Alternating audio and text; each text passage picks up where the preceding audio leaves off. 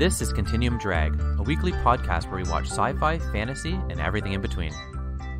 This week, Sliders, Season 2, Episodes 8 and 12.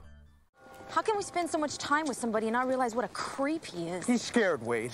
He's lost hope that we're ever going to get home, so he's settling for a close copy of his old reality. Yeah, well, what if he's right?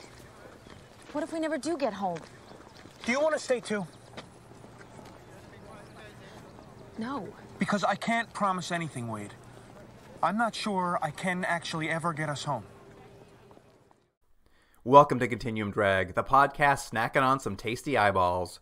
I'm Luke, here with my co-host Jordan. What's real, Jordan? I had a line that I liked in the show, but the eyeballs thing was a weird thing. Are they well known to be the most delectable of the human body parts? The eyeball? I mean, just imagine you pop one in your mouth, bite in, it pops, a little flavor burst. It's like a little lychee? Yeah, exactly. Yeah, I don't know. It'd be pretty tasty, I think. I go for the thigh. You would just eat the human thigh? Human thighs, yeah. Interesting. Thigh man, eh? That's Some right. sort of thigh master, perhaps? That's right. Yeah. I know it's just the tastiest of the body parts. Hold me to it. Well, this week we are joined by returning guest Jane. Jane, welcome back to the podcast. Thanks, guys. I'm really excited to be back. It's been a while. It has been a little while. I can't remember what you were on for last. Do you remember? No, I'll have to think about it. I'll remember sometime in the middle of recording this. It wasn't Langoliers, was it? That's It what I was gonna between say. Now and Langoliers. No, I felt like there's something between after Langoliers. Yeah, I feel that way too. Yeah, but it might have been. It might have been the Langoliers. That was a bit of a disappointment overall for everybody. So that might have sort of ended on a down note. Maybe that's why you didn't ask me back for so long, because I had made you guys watch the Langoliers, and then everyone was so angry, including me. More importantly, though, if you're going to eat a body part, what would you pick? Would it be eyeballs? No, I would have picked the brains for sure. I mean, like, Brains. yeah, I mean, I guess when you're thinking about something being a delicacy, it means that there aren't very many that are like it. And the human eyeball is not that exciting compared to other species of animals' eyeball, I don't think. Unless, I mean, correct me if I'm wrong if you're an eye scientist or something. But I think the human eyeball wouldn't be that, like, yeah. So the human brain is markedly different from most other species' brain. It's quite a bit larger.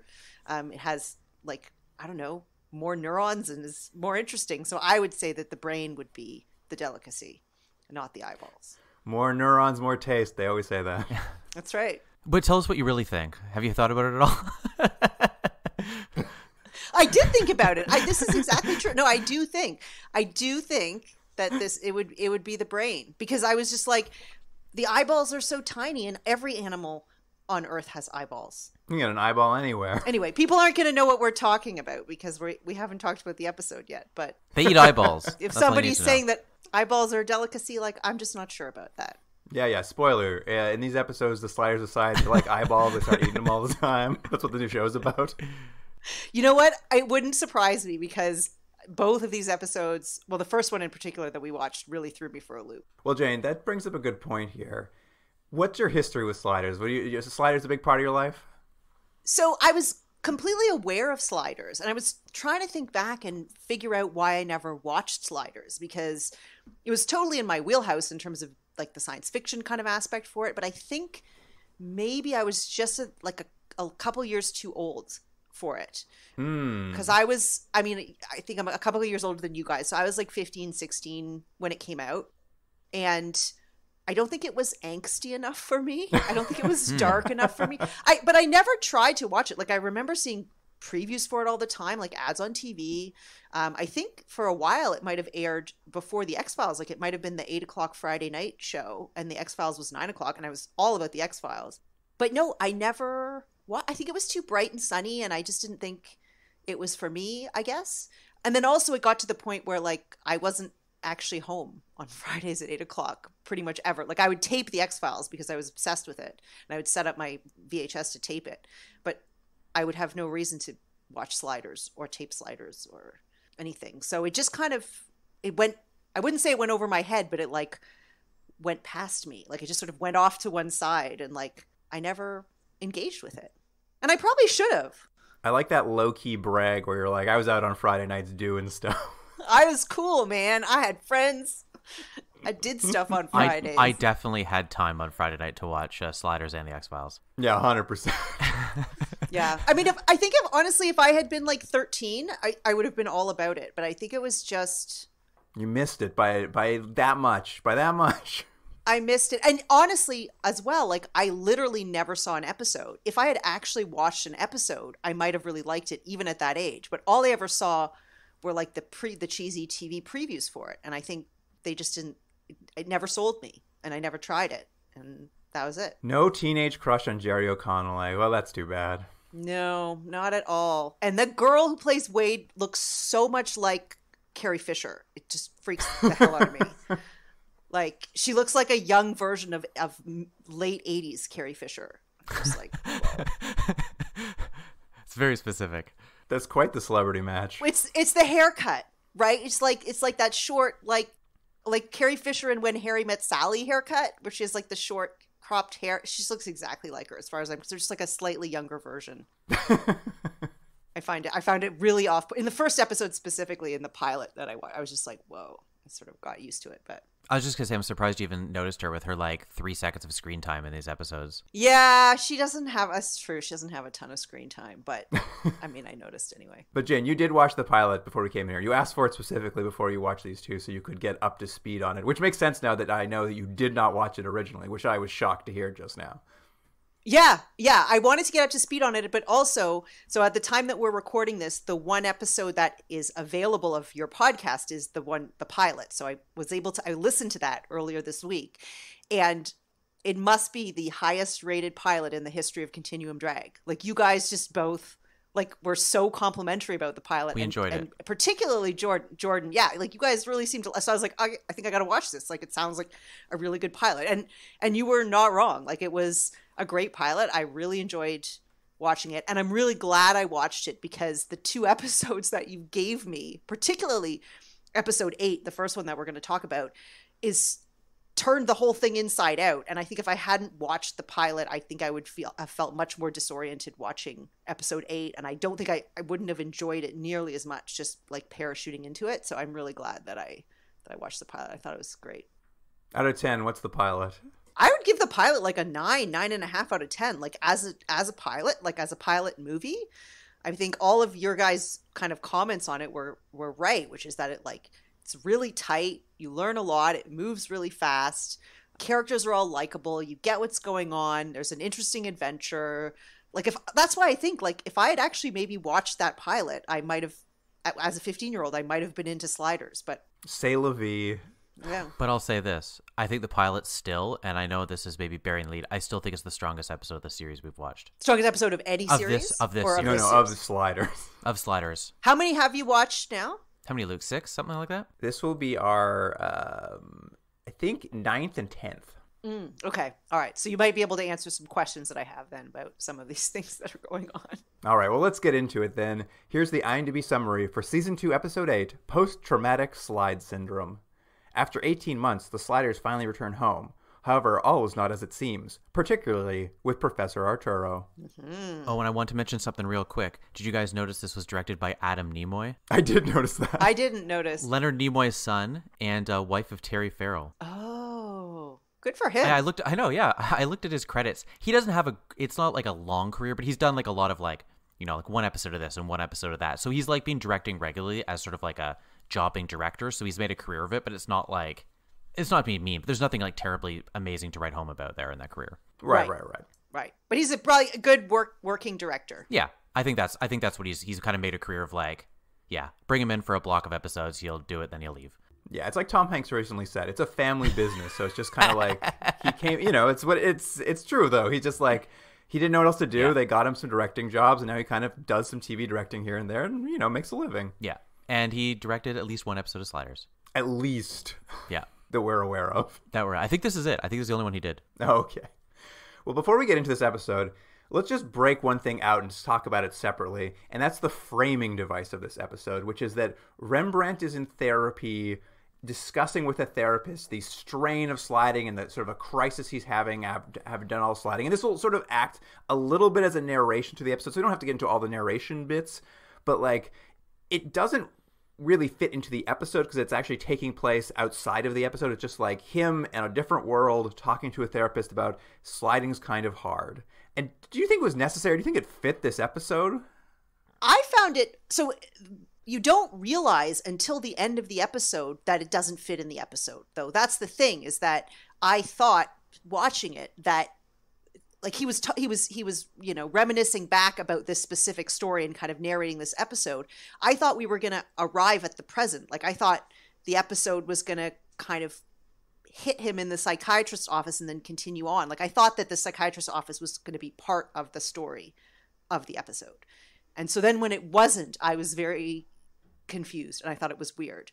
And it seemed like somebody's last minute decision. Well, I think the major problem is it was, I think, supposed to be a framing device, but it just becomes, well, the one major problem is it doesn't really teach you much about Rembrandt because there's nothing new, like that it's hard to slide and it must be difficult sometimes to go places that are better or worse than what we're used to. Okay, we could have already got that. But then at the end, it's really for a gag of he's telling this guy who doesn't believe him, and then the guy has to get committed because they like show him up at the end for a reason. I'm like, well, I was like, am I supposed to not like the psychiatrist? Was the joke that psychiatry's stupid, or is the joke that just people are blown away? Like he was going to send Rembrandt to the loony bin, but now he is going to the loony bin. Well, basically 3/4 of the way through this narration, the psychiatrist goes out to his assistant and says, call the cops and bring an ambulance with a straitjacket. This guy's insane. And so I thought that was going to then be a plot point. Like this was going to be part of the episode, is that Rembrandt was going to get carted off to a loony bin and then they were going to have to rescue him. And that was going to be, but that never happened. Like Jordan just described, basically Rembrandt just finishes telling his story. And then later on, the psychiatrist is the one who's crazy. So I don't know. Maybe it was written for a different episode and then they took it out and put it into this episode. Maybe they just really needed to move this episode along, because one of the things that this episode, a lot of stuff happens and I think a bunch of time passes. It's not quite clear how much time has passed, but probably more time than would have normally passed in an episode. I'll tell you, it's less than you think. Is it? Okay. Because that was one of my questions as I was going along. I'm like, some of these things would take a long time to happen. So let's, try to figure out. But yeah, it was a little bit of a strange device. It is interesting, Jane, because you're coming into this new, and that for you were waiting for the framing device to connect in, which I think, as a average TV viewer, that's what you'd be waiting for. But we've watched so much Sliders now that there's an early moment where the psychiatrist goes and looks out a window. And as soon as he did that, I'm just like, okay, this has nothing to do with what's happening in the current storyline. This is a completely unrelated thing. I just knew, based on the Sliders we've seen, this was going to be a nothing sideshow. And guaranteed it came out to be a nothing sideshow. Oh, so there have been other nothing sideshow components to previous episodes? They have a real problem with finding a way to build two storylines together. And I just knew, because this was such a minor sort of framing device, I was like, I actually thought they'd even go a little further. I thought he'd look out the window and the reveal would be they're on some like wacky planet where like things are flying around. But they didn't even go that far. It was, as Jordan says, all for a gag of a psychiatrist being like locked away. Yeah, and I didn't know. I thought maybe Rembrandt visits a shrink in every world that he goes to because he's so traumatized by this. Like I thought maybe it was a recurring thing, in which case that's also kind of funny. But it's a great idea, but it's just such a throwaway. Well, I think that's all you really need for the framing device, because you're right, Luke. Like it doesn't add, it doesn't even really take away from the episode, and it just is kind of there. So it's like, all right, well, there it is. Anyways, what's happening with the other characters? I made a couple notes about it because occasionally the framing device is used to like narrate your way into the next scene of the main story. But even one of the times it's even used that direction, it's used to give a different explanation for the events you're seeing happen than what's set in the story. And I'm just like, oh, cool. So two different explanations. Great. Yeah, I did notice that. And I thought maybe the writers were getting nervous about taking people too far down the garden path in one direction. And they wanted to reassure viewers that it was a little odd. Anyway, let's get into the episode that we're really watching. What's really happening is the Sliders are landing on Earth. And it appears to be their original Earth. And it's been 18 months of sliding, which is pretty close. I think this is probably like a year and a half into the show. So they're saying it's pretty much real time. And everything on this Earth seems to match their Earth. That gate squeaks, Jordan, just like in the pilot. Oh, and I wanted to say, though, His mom's there. Quinn's mom's there. She recognizes him. yeah, Quinn's mom's there, although distractingly played by a different actress. So I was like, oh, I was like, oh, it is his I mom. also was That's distracted. what I was so distracted too, because it was different actors from the pilot. But then I was like, well, maybe they just recast her after the pilot. But no, when was the last time you'd seen No, the she mom? was definitely in a different episode.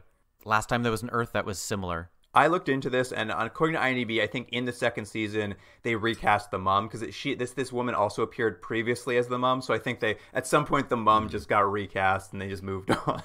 But yeah, I was like, that's not your mom, Quinn. Like, what are you talking about? Why do you think you're on the right planet? That woman has had way too much plastic surgery. Like, something's going on. Oh, burn. It is a real issue when you have a show about sliding and people being slightly different when you recast someone because it really like implies something else when you see it. Yeah. Yeah, let me just ask one weird thing about this episode, though, is like, so they've been gone for 18 months. And they all all the characters, like that becomes a thing of this, like they're home and they want to see their loved ones and kind of reingratiate themselves into their lives. But 18 months is a really long time. And they all sort of are like a little bit nonchalant about it. We're like, we'll just keep it secret for a little while. Like, wouldn't it be weird if someone, a loved one or a friend or even a colleague, came back for a year and a half and they're like, we'll talk about it later. Why I was gone. It just was such a, I know it's a weird thing to hold on a show that's literally about traveling through dimensions, but it was just like, it almost felt like they didn't give that enough time. Was I the only one who felt that? I definitely felt that they didn't do what someone would do if they'd been gone for 18 months. Like, they all just hung out at Quinn's house, drank champagne. Wade called her parents, but didn't run home to see them immediately. Then they went into his basement and started talking about the invention. Like nobody seemed, everyone's just still seemed very focused around like Quinn and what was happening with him. And then, yeah, aside from Wade calling her family, I mean, it took them a little bit of time. Like, Rembrandt showed up and found his manager again, and like Arturo went back to the university. But yeah, nobody was quite as excited as I think they ought to have been for that. Yeah, I think it's an issue just with, Quinn's the star of the story, and they don't want everyone to run home like you would after you got home after being missing for 18 months. But the purpose of it is they need them to go to this basement after celebrating so that Arturo can be like, hey, listen, we're back home. The sliding machine, as we've seen, it doesn't work perfectly yet, and I think maybe we need to like figure this out before we announce it to the world. Like it's a flawed, dangerous machine right now. And I know you guys want to tell everybody, but can we just like agree to keep it quiet for a little bit till we get this sorted out? And this is sort of the the initial conflict of it is everyone's just like, okay, I can tell my family, but I have to keep it secret from the rest of the world. And as you said, Jordan, there's kind of this weird thing, but they do get the idea that like they're able to tell their family. Like, Rembrandt goes to see his manager. He does tell his manager where he's been eventually. Quinn clearly tells his family. Wade tells her family. The biggest weird one is, and it's part of the plot of the episode, is when Rembrandt goes to the university, bumps into a colleague and says, I'm back after Arturo. 18 months. Oh, sorry, Arturo, thank you. I'm back after 18 months. Hope the dean didn't give my job away. I'm just like, yes, he gave your job away 100%. You've been gone for I know. a I year. wrote down, I'm like, he must be tenured because otherwise there's no way he would still have a job. And like, did people file missing persons reports? Like, where are the police? What is going on? We might as well talk about it. It's not a spoiler. The show's been off for 30 years, but like, so this is going to be the turn, and you're gonna like, it's the whole episode. You're gonna have that feeling as a viewer. Has Arturo, for better or worse, sort of turned on the team a little bit, or at least been a little bit disingenuous with his intentions towards them? Did you buy that at all? Like, I mean, specifically, I guess, Jane, because you've only watched one episode. Like, did you think that was Arturo doing that? Yes, I totally thought he was doing that because I was obviously I'd only seen one episode, and so having Arturo turn is not something that I expected. But when it happened, I was like, well, I know that there was some controversy around the show. I know that John Rhys Davies didn't like the show, like he maybe wanted to leave the show. And I didn't know what the timeline was on when that had occurred. I didn't know why. I was like, either like maybe they had him do this and he really was mad that they made his character do this and that's why he wanted to leave the show. Or maybe this is part of him already deciding to leave the show. Like maybe he said he wanted to leave and they've turned Arturo evil and that's going to be the way. So I had no point of reference. And so I thought this is what was happening. I was like, this could totally be happening. I mean, I had in the back of my head, I'm like, is there some way that this could not be happening? But the hypothesis that I had, which ended up being the correct hypothesis as to why this was happening, was in no way reinforced at any point throughout the entire first 3/4 of the episode. Like there were no hints that my theory was right until suddenly it became obvious that it was right. Does that make sense? Do you know what I'm talking? I didn't want to spoil it. I didn't. Yeah. No, I think that's Yeah. right. I think I think that it's interesting because you've watched the one episode. Maybe that is how a viewer just tuning in randomly would have felt. I thought it was so abrupt. Like what the next scene we're going to see, which I think, or at least a few scenes, and Luke, you can take us through it, is that we're going to see the other characters watching a newscast, and immediately they're going to see that Arturo is essentially giving up the information. He's telling the world, or at a press conference, not only that the slide machine. He's on Larry King.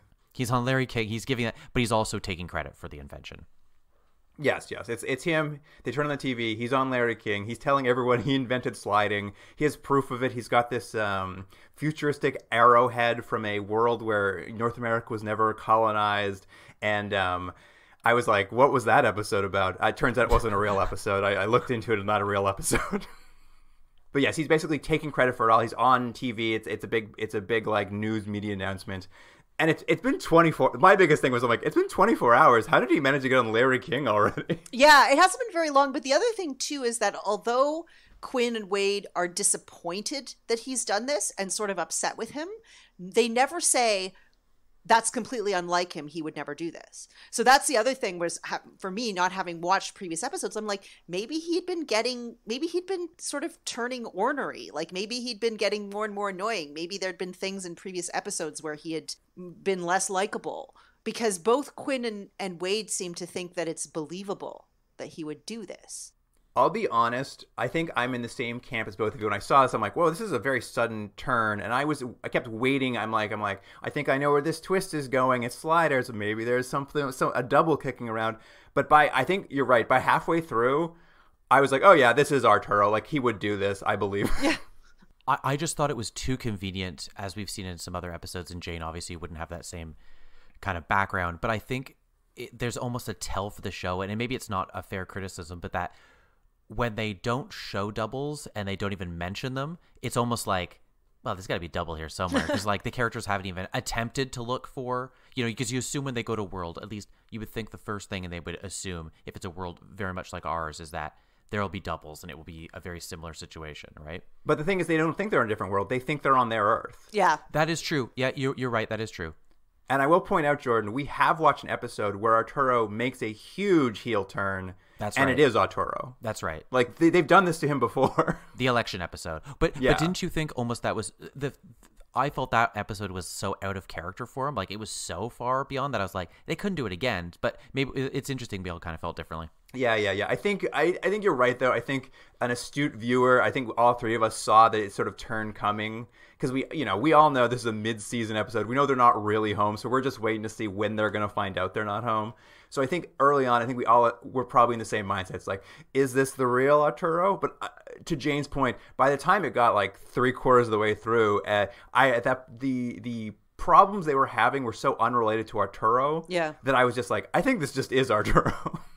Yeah, because there's all this debate around whether or not they're really home. I mean, they think at first that they're home, but then there starts to be some suspicion that there might not be home, and that's kind of where the debate happens. There's no debate around whether or not Arturo is doing this.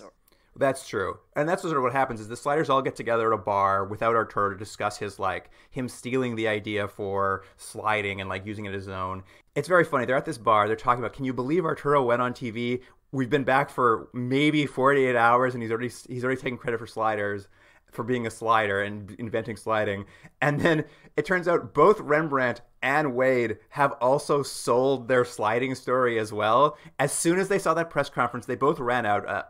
Rembrandt basically got his recording career going. He's got 3 offers from labels based on the fact that he's the sliding crying man. And Wade has sold her diaries for $1 million. To Newsweek, specifically to Newsweek, her serialized diaries. Yeah. And my favorite part about that scene is they're doing it and they're like, can you believe that Arturo would go on TV and do this? And then Wade gets all snotty and she's like, oh yeah, Rembrandt, well, I heard you sold your music. And he's just like, and Rembrandt just turns to her, he's like, you sold your diary for $1 million. And she's like, oh yeah, I guess I did. I'm like, what are these characters doing suddenly? Yeah, they were all like kind of turning into little fame whores. And like Rembrandt, I got because it's his dream to be famous and be a singer. And so this is his opportunity to do that. But Wade and obviously Arturo, I was just like, wait, what is happening? Like, who are these people?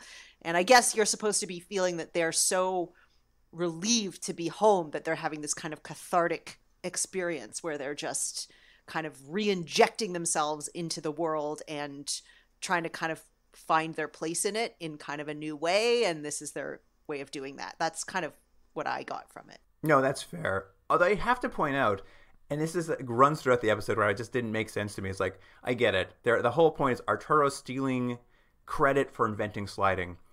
Don't Wade's diaries counteract that entirely? Like, her diaries would clearly show Quinn's major involvement in all of this. Like, it doesn't make sense that Quinn is like, no, the media is not at his house. No one's trying to talk to him. No one cares about him. Well, I think to be fair, he seems to not have an interest in proving himself because he almost immediately becomes suspicious that they're not actually home. So all of his concern, because it's at that same bar where they see the press conferences, he goes to make a phone call to call Professor Arturo. I think it's that same one. And he sees a newspaper posting on the wall from like the Super Bowl from 10 years ago. And it's different teams than he remembered who played the Super Bowl.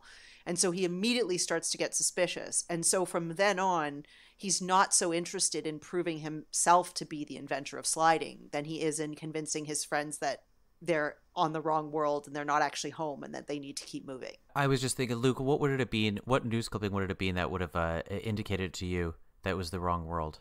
That's a good question. Not a sports one, I'll tell you that. I wouldn't have known that the 49ers played the Dolphins, not, what was it? Who were they playing? The Jets. That's who they played in this world. I wouldn't have known that, that's for sure. Yeah, you just see that, you're like, checks out, keep going.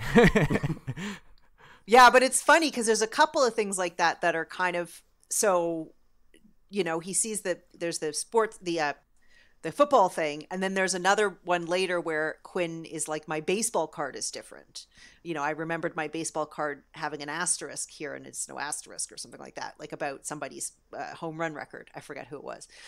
And I sort of was still feeling that he was like having a bit of a Mandela effect issue, like that maybe he was misremembering because, I mean, again, we're in like, what is this, 1995? Like, there's no internet. There's no, like, there's all there is his own memory compared to the world that he sees in front of him. And he basically is just kind of forced to try to reconcile two things and like, what's could be more true? Is it his memory or is it this news article? And his friends are being like, no, you're just remembering wrong. Like, you don't know all the details of the Super Bowl. And you sort of suspect that that might be true.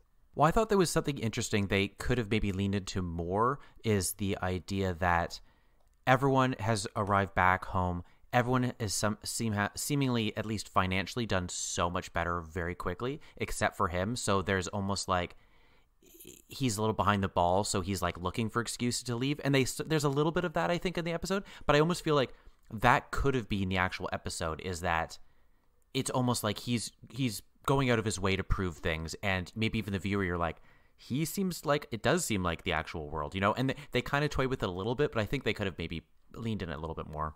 Yeah, I think the issue is by having Quinn immediately spot that newspaper, we know he's right the second he sees it. Right.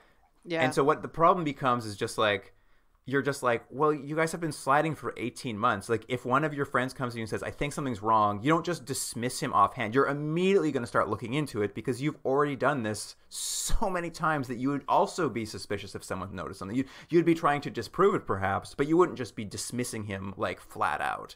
Yeah, I do think that they played it. I didn't find it that unbelievable. Again, not having watched the other episodes, though, like, I did see their perspective, which was that they were all beginning to do well and find their place, and he was feeling left out, obviously because he had been screwed over by Arturo, but like, he was feeling out of place and they were feeling in place, and so he was trying to find excuses. Like, I bought that a little bit.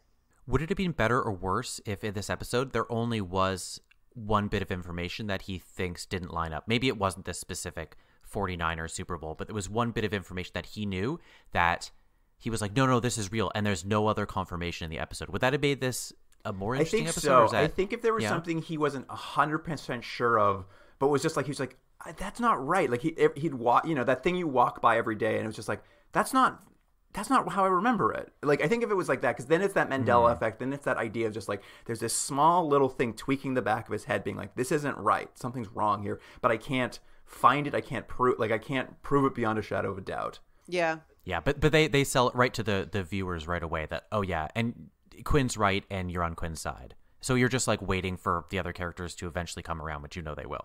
Yeah, what were the things? There was the Super Bowl was one. There was a baseball card. There was something else. Hank Aaron's asterisk wasn't there. Or Roger Ramirez. The third one is great because he goes to tell Wade at her apartment, and she's living in a quintessential 90s cool apartment. It's got like a loft. She's got an assistant working on the main part. As soon as I saw it, I'm just like, this looks like where the Friends live or something. It's like such a quintessential 90s apartment. But he goes there because he found his 8th grade photo, and a kid in it doesn't have braces. Right. So if that had been the first thing or the only thing, I think that would have been more believable than sort of sandwiching it with sports statistics. To be like, I remember this kid. I remember the kid looked different, or that kid wasn't in my class. He was in the other class. Like something like that you could easily misremember. That would have probably kept us going a little bit longer on this question. I will say, though, so much of this stuff, like he goes there, he tells her all this stuff. She's obviously very dismissive. And it's because she's too busy because she's got her new assistant to deal with all her millions of dollars from the book that she's selling to a publisher to publish as a full book. And then she's also on the phone with her lawyer arguing about which starlet's going to play her in the movie. It's been, 7 days?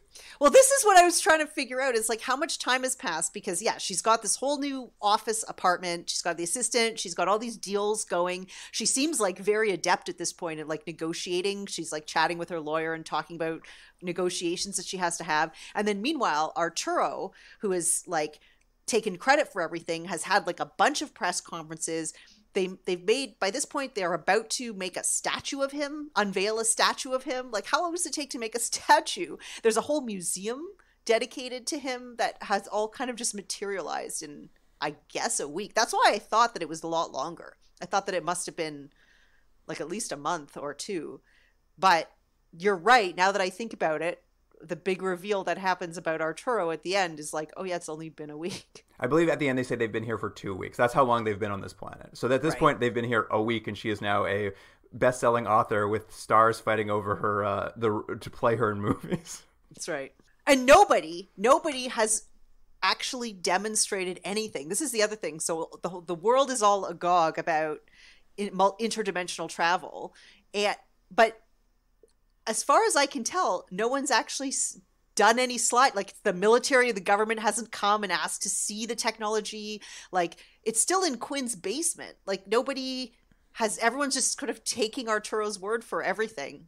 Well, and this is sort of where it goes with is Arturo obviously is taking credit. At some point, he has people go break into Quinn's house to steal the timer because he needs it to like back up his claims. And it takes a long time for this to happen. And I get it. They got a lot to do in this episode.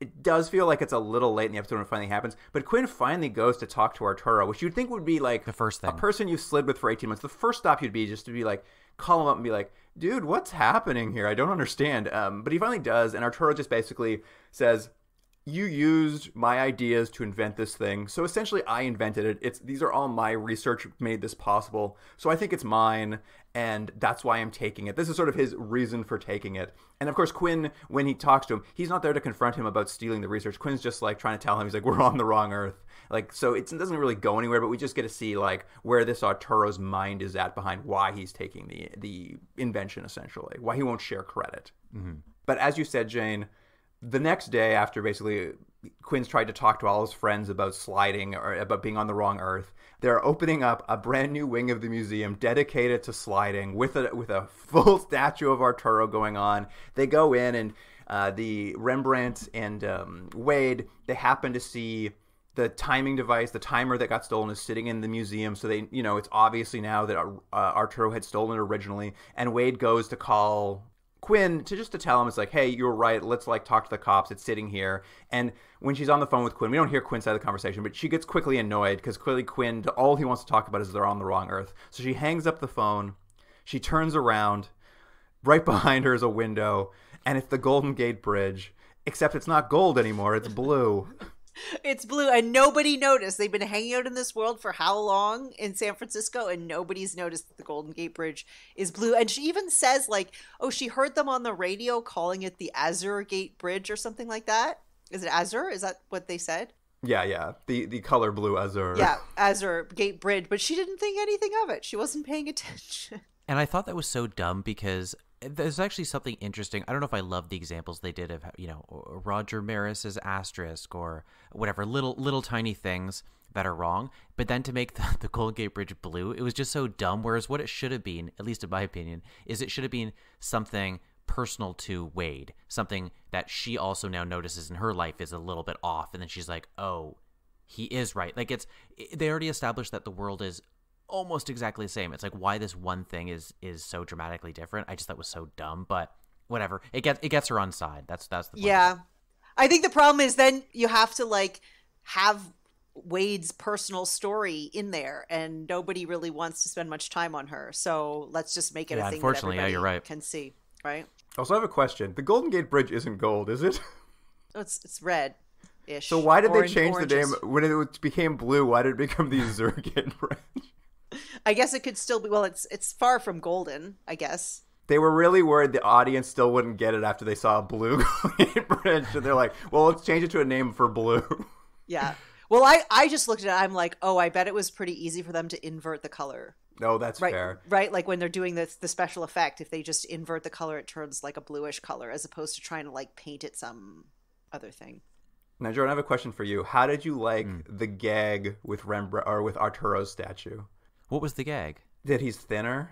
Oh, yeah. I mean, I feel bad for Jonathan Rhys-Davies that like almost every episode there has to be some sort of line about how he's chubby, and maybe it was just like more of an allowance in the '90s, but it's just like he is a human being who's playing this role. Like, do we need to point that at everything? I sort of just glosses over it now. Somebody like these little comments just like, sure, yeah, his statue looks better, sure. I didn't notice. I mean, I now that you mentioned it, I noticed, but I didn't realize that was a thing. But I haven't watched other episodes where they made jokes about his size. So Yeah, I mean, it was more the gag was his ego so big that he had them like make him look a little like less chubby in his statue. But it was just such a weird thing because we have seen it a few times where there's a lot of little pokes at his weight for some reason. well, there's definitely jokes about him landing on top of Rembrandt. Like that was this episode, right? Where he flies out and lands. Both episodes. Yeah, lands on top of Rembrandt constantly. Yeah. Anyway, now that Wade has seen the Golden Gate Bridge is blue, after being here for like a week and a half, nearly 2 weeks, she finally noticed, and she's changed her tune. She apologizes to Quinn, and they have a big confrontation with Arturo, just being like, "Dude, look, the Golden Gate Bridge is blue," and he's like, "Yeah, I know." I know, he was so evil. I wrote down, Wade is devastated, dark. Arturo knew the whole time, evil. Like it was a really kind of dark section of the episode. Like Wade was really upset. I liked this bit though because Arturo, like, he makes a good point. He's just like, "Are we ever going to get home? We've basically landed on a world where we all slid away. It's basically ours. We're like one step off, and like this might be as close as we ever get." And he makes an interesting point here, which it will be undercut by the end of the episode, but it's an interesting point. And Luke, I'll add to that not only does I thought this was one of the better parts of the episode because you're right, he makes that point that this is as close as it's going to get, and they're all sort of against it. But in the episode we watched previously, where a very similar thing where Rembrandt is famous in his world, and he's just like he wants to stay because he's like, I'm never going to get it better. This is the best version of my world. And they're all like, well, I guess that's true. And they like weren't fine. They were fine with it at the time, right? Now it's this horrible thing. But I'm like, you did make the exception for him a couple months ago. I do like that Rembrandt agrees with Arturo though too, because once again he's managed to get famous. They're like this whole thing is just like he's gonna be on MTV Unplugged. They've re-released his album. It sold more copies than his album sold originally. And I was like, it's been 2 weeks. How did they get it into stores? Yeah, there's a little bit of time issue. Yeah, everything is super accelerated. But again, that's why it's sort of. But you don't really realize that it's been 2 weeks yet. Like at this point No, in the no, it episode, feels like still it's been feels months. like it's been several months, and it's not until later when you realize it's only been a short time. Well, they announce out loud, they're like, it's been 2 weeks. I was like, whoa, hold on here, everybody. Anyway, back to the little plot points anyway. Quinn and Wade now are the only ones who like know this is wrong and want to go home. They break into the museum because they're going to steal back the timer. When they get there, they see the timer only has 30 seconds counting down on it. So they don't have any time. Like, they don't have time to sneak out and like find a way to get it. They just have to smash the glass and grab the timer, because if they don't grab the next 30 seconds, they're never going to slide out of this place. Alarms are going off. They've got it, and as it's counting down, it gets to 0. And then just resets to 24 hours, because what it turns out, it's a replica that's in the museum, not the real one. So they're both arrested for breaking into the museum. So many twists in this episode. They just kept coming. I'm like, what? It's a replica timer? Like, where did this even come from? What is happening? Like, my brain was just bleeding from all of this. It was a good thing they spent so much time on the psychiatric sessions, huh? I felt a little bit like Rembrandt at this point. I'm like, I am losing my shit. Like, I don't know what's real. I don't know what's not real. Is Arturo real? Is the timer real? Like, what is happening? I was extremely destabilized by the whole thing. Let me put it that way. Rembrandt comes back in the episode at this point because he's going to bail Quinn and Wade out of jail. They really don't get in much trouble for breaking into that museum, that's for sure. And he explains to them, he's just like, hey, you guys, I've kind of been suspicious this is not the real world either, because like he was part of an old band that we've seen on the show, the Spitting Tops. Is that what they were called, Jordan? Something like that. Yeah. He's been dealing with them in sort of side shows where they're like, they all want to cry now, and he's not really liking that his old bandmates are kind of horning in on his fame. And he tells him, he's like, I did notice we were probably on the wrong world when we shared co-writer credits on our songs. And he's like, and I think I'm just going to get out of this world with you guys, because like, I don't want to share credit with them on this world. That's like his reason for like, he tells them this as he bails them out of jail, or somewhere near that anyway. However, I think a scene later, or a scene before, in voiceover, in the inside of the psychiatrist office, Rembrandt also says that he had a change of heart about being on this world because he was so touched that Quinn and Wade were willing to miss the slide window to get him and Arturo to go with them. And I was just like, when did that scene happen where they were willing to miss the slide window? Because they grabbed the slider, it had 30 seconds, they were going to slide, and then they had this whole separate, like, unrelated voiceover being like, I was so touched when they were going to skip that slide window. And I was like, that never happened in this episode. Maybe that's what they told him. Yeah, I guess so. We're learning a separate story that was told to him. So now that the 3 sliders are back together, minus Arturo, they're like, let's go break into Arturo's house, find the real timer, and actually get out of here. We now all agree this is the wrong Earth. And of course, when they get there, they're looking around, and in the basement, they find the real Arturo chained up. It's the twist we expected at the beginning that Jane and I were tricked out of midway through. Not Jordan, though. He knew all along.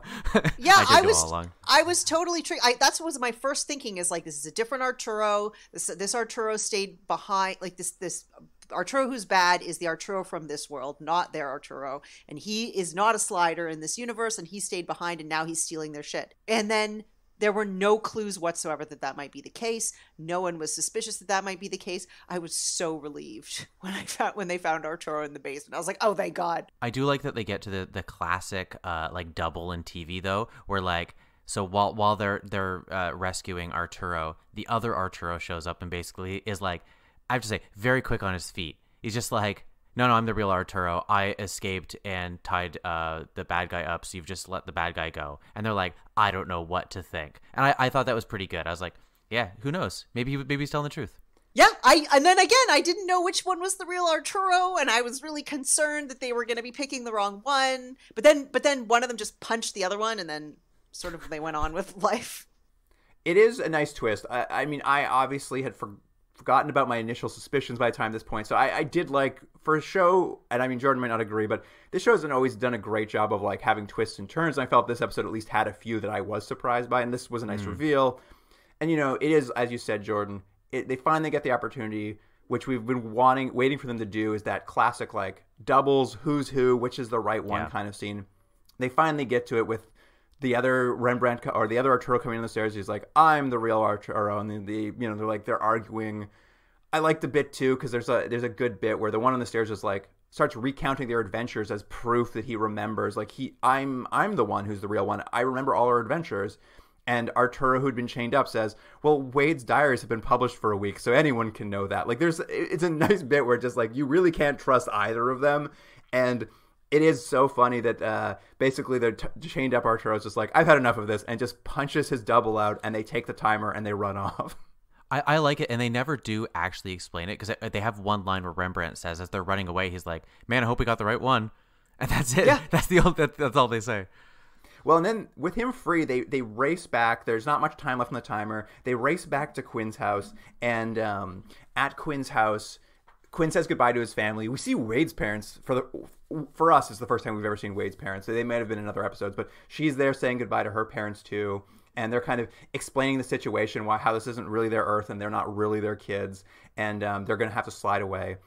And Jane, obviously you haven't watched all the episodes, but Jordan, it's at this moment I started realizing, I was just like, there's a previous episode where they're saying if they can just find the original slide equipment, they might actually be able to work on the problem and like spend some time fixing the timer. And there's like, if they could just find the original slide machine, maybe they'd be able to like have the equipment to find their way home eventually. Yeah. And I was just like, is it a bad idea they're sliding? Shouldn't they actually be staying here and working with the equipment, the original equipment? They're almost on that. Like, couldn't they actually be better to stay here and like work on the problem? Oh, because they've never been to another world that is this much like That's Quinn's house with Quinn's equipment in the basement and all of those things. Well, they've never been to a world that's this close. In a previous episode, they had said if we could only find the original equipment, we could fix our timer to send us back properly, potentially. Not like guaranteed, but they thought it was a chance they could. And it was at this moment I was just like, maybe they should stay. Right. Well, I guess because that didn't occur. Obviously, I hadn't watched that episode where they said that, but it didn't occur to me that landing in a similar world was so few and far between for them, because in the pilot, that's exactly what happens. Quinn slides into his own basement, thinks that hasn't gone anywhere, but really he's in a slightly different world where there's global cooling and red means stop, go, and green means stop. So this idea that now they're in another world where there's Quinn's basement, like I didn't actually realize that was that unusual. Like I figured they popped in and out of Quinn's house all the time in just different versions. I think more what it is that the inbuilt device of the show is just that there's always this timer for the viewer that they're always rushing to get something done and they just have to get out at the end of the episode. And I think to your point, Luke, like logically, yes, you make a pretty good point that like if there's this little thing they can fix and there's a world that's so close, why not just let the slide go and know maybe in a few more weeks we'll be able to actually do this properly and get home? Yeah, that logically makes sense, but in the conventions of the show, no, they have to slide out because they need more adventures. Yeah, exactly. Actually, so their timer doesn't go with that equipment. Their timer goes with the original equipment. So if they let the time expire, would they be able to even set a new timer? Oh, good question. I don't know the answer to that. So maybe that's why they have to slide. Yeah, the timer from that stuff is with that other Quinn that's off sliding elsewhere. Well, so they cut that scene out because they had to go back to the therapist office. There was a scene where Quinn explains it, but they were like, we got to go back to that therapist office one more time. Anyway, you're right. It doesn't really matter. The whole purpose of this show is they're on a timer. They got to slide every episode, and that time is up. That slide hole opens. They're getting ready to jump, and a cab pulls up. It's the Arturo double. He's popping up. He's still claiming to be the real Arturo. And at this moment, I was like, okay, great. We're finally going to get the scene where you decide who the real Arturo is. And then Arturo just says, you guys slide. I'm going to solve this. And we just watch them fight again. And whoever wins the fight jumps through the hole. Yeah, and it wasn't really clear to me which one won the fight. Like, they kind of scrambled around on the ground a little bit. And then, I mean, presumably it's the real Arturo, but we don't really know. And even Rembrandt, in his shrink session, he's like, he doesn't have any idea. They even acknowledge, they're like, we have no idea if we took the right Arturo with us. Who knows which Arturo we have with us? And you know what? It actually, I know they wouldn't have, like, you as a viewer are supposed to just kind of forget about it. It's the right Arturo, don't worry about it. But I actually think there would be enough something interesting in a serialized sort of idea that it was the wrong Arturo. And the actor gets to play this character slightly different. He has a slightly different relationship with him, but they're stuck with him now. He is the person they know, but again, with an asterisk. You know, I actually think there was something kind of interesting there, but maybe too much to ask for the show. That would definitely be too much to ask for a show of that era, but I think you're totally right. Because I thought about that too. I was like, not only could you have that actor playing a little bit differently, but 6 episodes from now, suddenly you cut back to the original Arturo in that world trying to fix the sliding machine so that he can follow them. And then, developing a whole story around that. I mean, that would be something that they would do today if they were making the show now, I think. I think this sequence might be one of my favorite parts I've seen of Sliders, is that this trope of just like, who's the real one? How do you figure out who the real double is pretty common. Like, we've seen that trope a lot in science fiction. This is the first time I've ever seen it solved in this way, where you're just like, I don't know. I have no idea if we took the right one with us. And I was just like, this is so funny. This is such a funny play on that trope, where you're just like, who knows? We had to take one of them with us. So we just chose randomly. And I was like, this is so funny. Well, they were going to take both of them. Like, Quinn was like, let's just bring them both and sort it out later. And then presumably the good Arturo is like, no, that's not happening. And then he punches the bad Arturo and they have their fight. No, the bad Arturo would have said the same thing, though.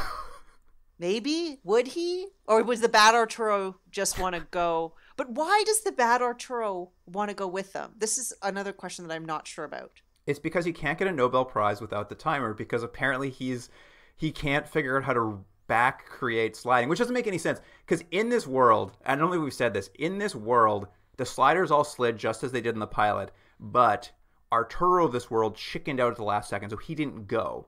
So this Arturo's been living on this world for 18 months. He knows sliding exists. He saw people slide. He has access to all of Quinn's equipment, but he's done nothing in that 18 months to even attempt to, like, recreate it. Yeah, he's just been sort of waiting for them to reappear so that he can take credit for it, I guess. It doesn't really make a ton of sense, because even if he, like, we've seen Arturo in the past as maybe not the most mechanically inclined person, and maybe would have had trouble, like, recreating this. But if you had access to all the equipment, certainly at some point in 18 months, you could maybe, like, reverse engineer some of it. Yes, and he clearly also had access to henchmen, because there were henchmen in a mysterious van that came and stole the timer from Quinn's house and all of this sort of stuff. So he could have also had access to helpers. The point of all this, though, is the psychiatrist gets his comeuppance for reasons. Yeah, that's the ending. That's what the big button we needed, was to know that he's getting dragged off to the loony bin. Yeah, for no reason, because he sat and listened to Rembrandt. No, it's because he saw the slider slide. It drives men mad. Yeah, so it was dumb. Does Rembrandt just occasionally at random worlds decide to go to random psychiatrists for sessions so that he Evidently. can Never happened before. talk out his problems? Never happened before. They were running 30 seconds too light, so they were like, what if we had him go to a psychiatrist? Maybe they were under the number of contractually obligated minutes that he was supposed to be in the episode or something. Just need to give him some more content, some more time. Let's move on to the next episode. Here's the IMDb summary for Season 2, Episode 12, Invasion.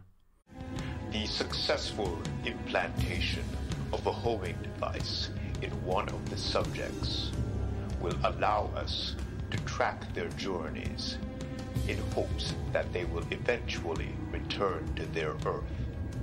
And we will be waiting and watching, ready to attack when the time is right. The Sliders encounter a vicious race of scientifically advanced aliens who hold a nasty surprise for the quartet. It's so nasty, Jordan.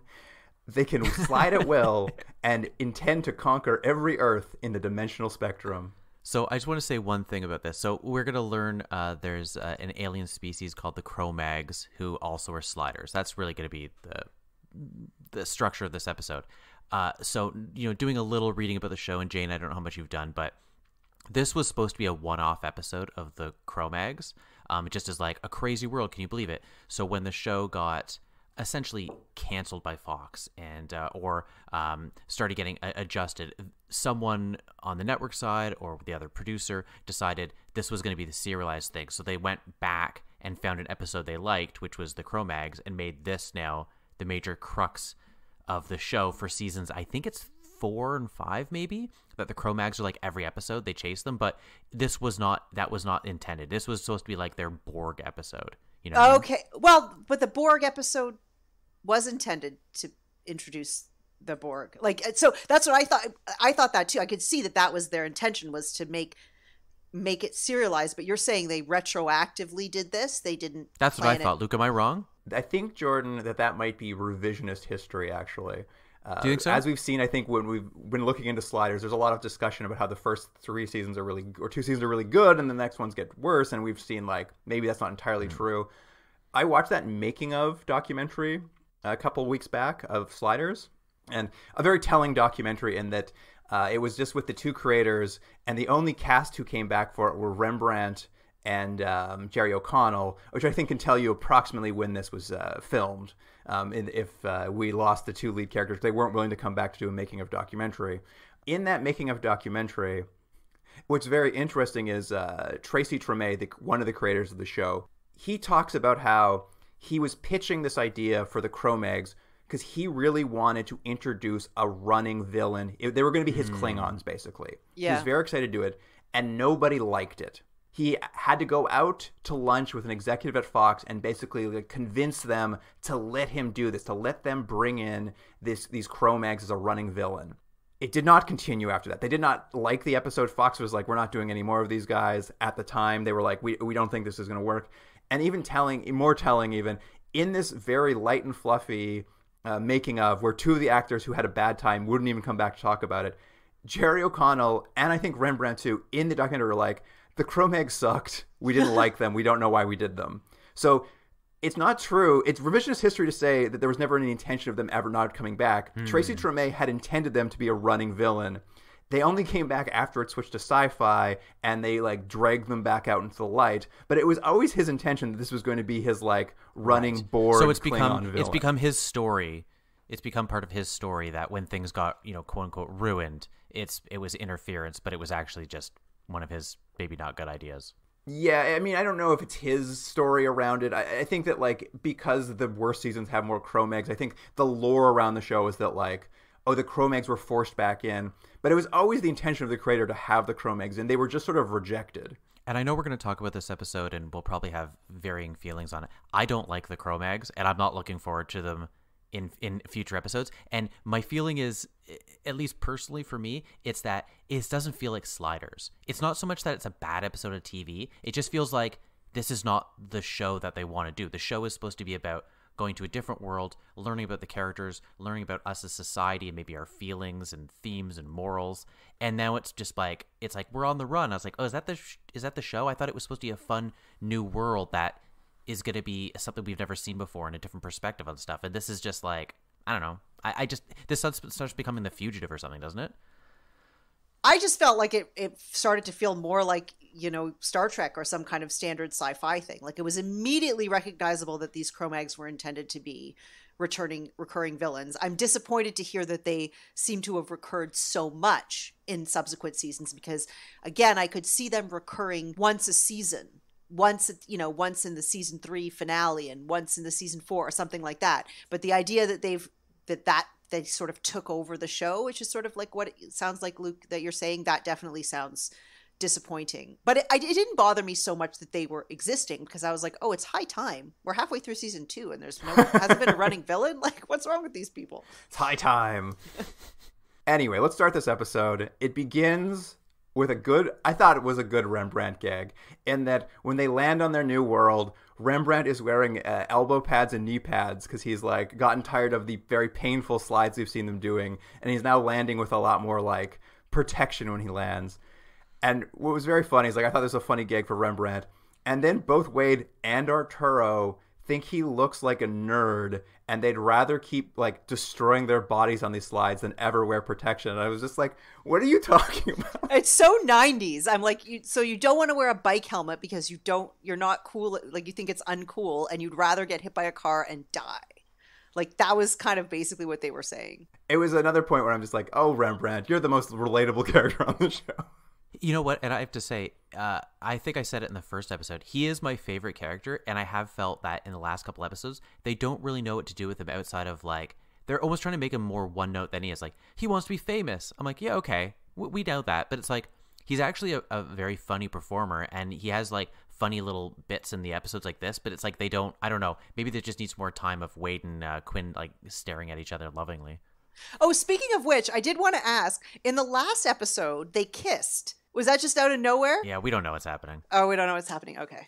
They've implied, we've seen them like appear to be a couple, and then occasionally they talk about it's like, oh, maybe they aren't. I think it's a will they, won't they kind of thing. And at this point, they may be a full-on couple. At this point, I'm not really. It's we've missed the episodes that explain that relationship, but to be very clear on it. But it feels will they, won't they up till now. Right. Okay. I will say I didn't even notice they kissed last episode, so clearly I've blocked that out of my mind. When they realize, right when they at the beginning, when they realize that they think they're home. Yeah, they kissed. When she leaves his house, she kisses him, and she's like, "Thank you." It's like they've been in a relationship, and there's a whole thing. And I was like, "Oh, okay, this is interesting." But then it doesn't really reappear, and it's not in this episode at all. Yeah, it's a mystery to us as well. We've been debating it. We've debated it back and forth quite a bit. But this Earth, of course, is very post-apocalyptically quiet. There doesn't appear to be anyone around, and there's just graffiti tags everywhere, warning of the Cro-Mags. And they have a problem with their timer when they get here. There seems to be some sort of interference that's working on the same frequency as the timer. So they follow that interference, hoping to stop it so they can do their next slide. And what they discover the interference is coming from is this very futuristic flying ship called a Manta. Can you imagine how to describe that, Jane? How do you describe the Manta? I don't know, because I didn't really get a good look at it. It just looked like your kind of standard, like on the outside, it was just like a standard metal ship. But then when it crashed, they said that the metal was organic, and so that it was some kind of living ship. I don't know. Am I missing something? Was there supposed to be something more complicated about it? Jordan, could you describe it?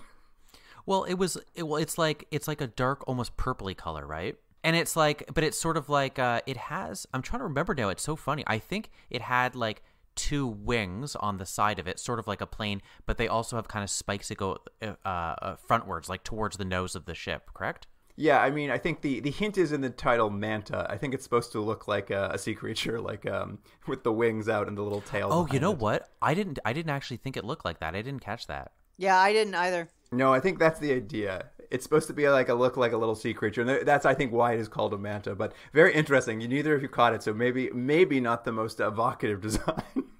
They'll fix it in future episodes. It seemed like your standard, like, evil alien landing craft kind of look. Holds like 6 or 8 people or something like that. Although it did turn out to be a little bit bigger. Once it crashed and they went inside, it was bigger than I thought. You know what was more interesting to me is, and Luke, sorry that I'm jumping around a little bit here, but just before I think, or just before they see the plane, or just after the plane crashes, I can't remember, some dude shows up in a bow tie, and he like tells them about the Cro-Mags, and he's like, hey, and he looks like he's dressed from like 1910, and he's like, hey, the Cro-Mags are here, and they eat eyeballs, and blah, blah, blah. And then he goes, anyways, here's my daughters. And 2 women who look older than him show up, and one is dressed like kind of like she's from the 1800s, and one's dressed up like maybe she's from the near future, dystopian future or something. And then he's like, anyways, tra-la-la, and then he walks away. I didn't understand that at all. What was the point of that? Well, let's explain that to you for sure. As you guys have mentioned, they crash this manta because Quinn, it starts flying at them. Quinn threatens, so he shoots a slide hole at them. I don't know why, but it crashes the ship. Big explosion. And that's when this man wanders out in his tuxedo with his 2 daughters. Yeah. And what they say is, after he gives a big explanation for, like, he explains kind of what's happened in the Cro-Mags in a very, like, esoteric way. And then he goes to say, he's like, I can't remember quite how they suss this out, but essentially someone's just like, oh, you guys were all in a psych ward earlier. And when this planet, like, started collapsing, they just opened the doors to the psych ward. And what they're just talking to, like, 3 people who just escaped a psych ward. But to what effect? I was wondering to what effect as well. Partially, I thought maybe just interest and maybe comedy, but also maybe we were supposed to doubt the veracity of their story. You're probably right. Because a little bit later, when they actually meet the Cro-Mags, obviously the Cro-Mags offer a different perspective on their existence on Earth, in their Earth, and in that Earth, and the reasons for being there. So, yeah, I thought maybe we were supposed to distrust. So if you're right, then the writers were like, we're going to introduce these aliens. We don't want the viewer to know if they're good or bad. So the easiest way to do that is have some steampunk guy show up with 2 women who he says are his daughter that are clearly older than him, and he'll give an alternate version of history. Then the viewer won't know what to believe. That's right. And Rembrandt Okay. calls him a fruitcake, and then Arturo admonishes him for calling him a fruitcake and says that that's not politically correct, and then they just move on with life. Like there's like this close-up of Arturo where he's like, you shouldn't say that, it's not politically correct, and then they just continue the scene. I'm like, somebody said something, like there's some producer or somebody was like, we need to make sure that we don't like disparage mentally ill people in this episode, so let's put this close up in and let's leave it in the whole time. And the editor is like being like, I think we're cutting this, right? We're cutting this out of the episode. And the producers are like, no, you got to leave it, for legal reasons we have to leave it in there. And so it's just stayed in. It is very strange. It is a very strange sequence that you think is going to come back, never does. It's just this weird way of introducing. They needed someone to talk about the Cro-Mags, and this guy was selected somehow. Let's talk about the Cro-Mags. What do we know from this episode about Cro-Mags? Well, they eat eyes. They eat human eyes. You object to that. You know the brain's better. Brain is much better. Well, they say, and either of you correct me if I'm wrong, I think they say quite explicitly that they are humans that possibly came from another world that had a slightly different evolutionary path. So they're humans that look slightly different. And they keep saying they look like ape-like, right? But I kept thinking they looked exactly like Lon Chaney from The Phantom of the Opera. Was that just me? I thought they looked like Jim Carrey dressed as the Grinch. Yeah. I thought that they looked like the kangaroos from Tank Girl. But anyway, no. 3 different takes. That's, yeah, all valid takes, by the way. They were not Homo sapiens. They were very specifically an offshoot of like a great ape. Right, okay. That in their worlds became dominant instead of Homo sapiens. And one of the things that they do say about the Cro-Mags is like, as they're sliding from world to world, they're astonished at how many worlds are dominated by Homo sapiens compared to Cro-Mags. Like they're kind of the only world that was dominated by their species is where they're from. Yes, and essentially what I think the idea behind them is they're throughout the episode we'll get more little tidbits about it, but they're apparently from a jungle world. Their species was very warlike. They're full of fear and paranoia, and they were fighting each other. Somehow in this context of this world, they invented sliding. And in discovering that most other worlds are run by Homo sapiens, this brought them together. This was the thing that like brought together, as they called, the Cro-Mag dynasty, in which they now go out to these other worlds and try to assert their dominance and subjugate sort of Homo sapiens is the idea. This is where this Cro-Mags are coming from. Couple little points. They don't get into a lot of details. We're supposed to know they're quite scientifically advanced compared to Homo sapiens. The examples we see of that are that, Jan, I think you mentioned this earlier, like their ships are made of an organic metal. They're like living machines. How that works, they don't go into details. They just sort of tell us like, this metal piece you see on the ground, it's also organic. And we just have to nod and say, okay, got it. But at some point also they say, I believe one person says, they're the masters of gravitational science. And I was just like, okie dokie. Yeah, you've just got to accept it because again, this is the conflict that happens when you have this sort of science fiction TV trope where you basically have a costume that, you know, looks like the Grinch or something, like some kind of ape-like thing. It's like basically they wanted them to be Klingons, but also they're supposed to be so much more intelligent even than humans, and also they speak telepathically, like they have a telepathic communication to each other, and then their only way of communicating with humans is through people that are intermediaries, right? I will object to that. They say that they could talk to humans if they wanted to, but they won't. They can't be bothered to learn a Homo sapien language, so they prefer to communicate telepathically. Exactly. So they're so far advanced, but yet they're sort of angry looking and warlike, and much of the action takes place with them running around chasing the team, you know, as you do on television. Yes, and how it sort of kicks off is with the ship crashed, Quinn and Arturo go inside to poke around, and they find a dead Cro-Mag. They steal his watch. An alarm goes off because they stole his watch. More Cro-Mags show up. They've got laser guns. They're shooting lasers at them. Thankfully for the sliders, they were only on this world for apparently 42 minutes. So their slide portal's opening. They're able to jump through. But as they're jumping through, they look up. And that old evil slide hole's back. The red slide hole that goes to hell opens up, and another manta flies out. So what they see is they know these Cro-Mags now are also sliders, but they manage to escape. And what new world do they escape to? They land in New France, which is amazing and ridiculous. And so, okay, so I have a couple of questions that you guys might be able to answer that are just sort of overall questions about sliders. Number one, they seem to be constantly sliding into into crowds of people, and nobody really cares. So like in this episode, when they slide into the middle of a park, and there's all sorts of people, like there's a dude on a bike and like a mime and like a dog, like just all sorts of people in this park. And there doesn't seem to be any, aside from the fact that they land on some people and then the folks in the park laugh at them because of course French people love a good farce, which I think is supposed to be the joke. Nobody seems to care that they fell out of a hole in the sky. Does this happen a lot? Yeah, this is a joke about French people. That's it. This is all just about a joke about French people. If you see a slide hole and you're American, you go insane and they put you in a lunatic asylum. Right. If you're French, you just have a good laugh. Yeah, they did have a good laugh. They loved. I think you're just supposed to wave it away. Yeah. Okay, because that hasn't happened in other episodes necessarily, where like they're just being witnessed sliding around. No, I think earlier on, and Luke, I could be wrong. I think they had it kind of like a thing early on where they're like, they want to. It was a little bit secret, but I think at the beginning too, they only would come back into his basement, and they're not doing that anymore. Now it's like it's around the rough area, but I think they sort of just like have waved that away of like worrying that people are going to see them. Now it's just like, don't worry about it. I got the sense with this episode is they're just like, let's not worry about it too much. It's more fun to have them like land. But in the past, Jordan's right. They've tried to keep it secret. I think this might be the first time we've seen them slide into a crowd. We have seen them slide in front of people before, and either those people knew about sliding already, or they were very surprised to see it. This is the first time we've ever seen people just like have a good chuckle about it. Yeah, and presumably people might have seen them slide away.